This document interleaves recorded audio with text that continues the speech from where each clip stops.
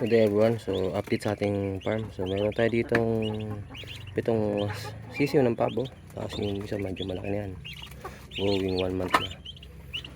Tapos yung ating Rhode Island Red 5 months old, kasama yan. Crossbreed ng yan, yung native naman natin sa kanang Rhode Island Red.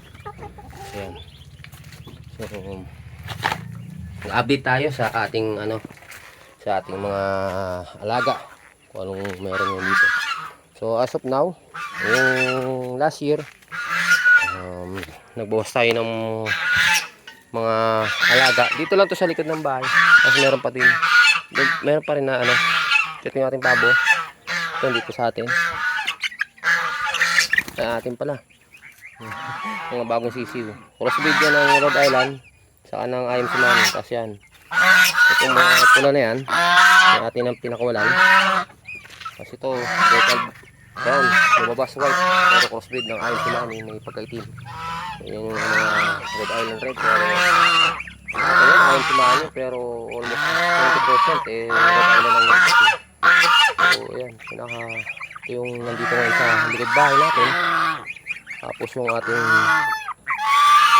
dalawang gansa na kakatumans lang, malaki na sila. Sinama na natin sila dito para makakilos na rin sila. Tapos yung kanilang parents, ating mga pabo yan, apat na malaki, tapos yung may isang maliit dun, tapos yung dalawang manok na crossbreed naman ng IMC Money at native. Tapos ito yung ating nangingitlog ngayon, ibigay ng paisa-isang itlog, yung ating Black Star, crossbreed ng Black Aslos, Rhode Island Red. Ito yung mga maliliit, ito nyo. May lahing IMC Money pero nakuha nyo yung almost sa Rhode Island Red na nanay. So ilan yan? 2, 4, 6 8, 4, 6, 7, 8, 8. So ayun yung pabantay natin. Tapos yung dalawa dun, bali 10. Nakawala kasi sila dun sa kulungan natin para makagulo-gulo sila. So ayun yung update sa ating mga alaga. So monitoring tayo sa kanilang, hindi man to atin, pakawalan natin yun. Musunod sa atin kasi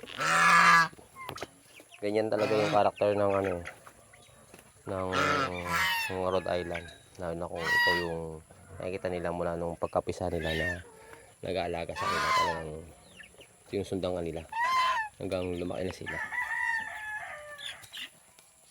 Ayun. So yun yung update sa ating mga alaga.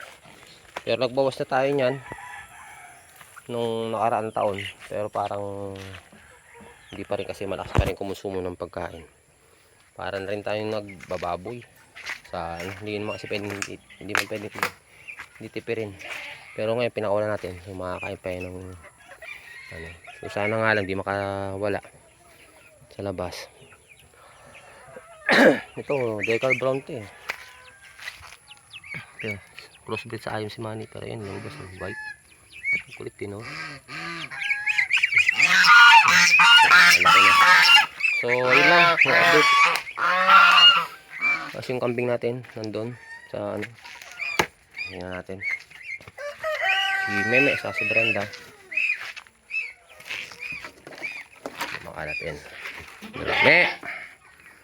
yan si Meme. So si Brenda kakapasok lang natin sa kanya sa kulungan.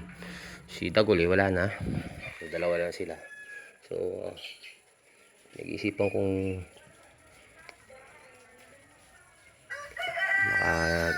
kong ibenta para makabili ng baboy na biik.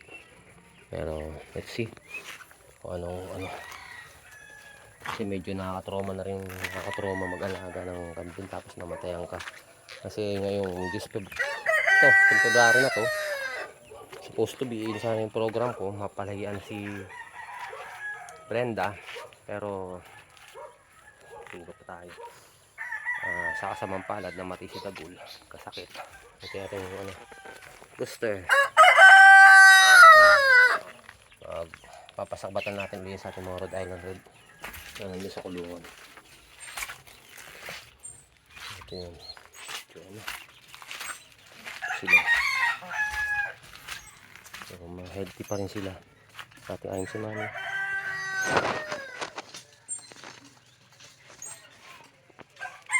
Yan, tapos yung Rhode Island, tapos yung Black Melsim, yung tatlo na may layong panabong na hen, ayun naibenta na natin.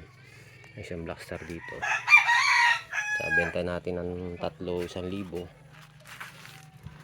Kasi medyo nag-short tayo sa pera, may pagkagastusan tayo o may babayaran tayo, so kaya nabenta yon.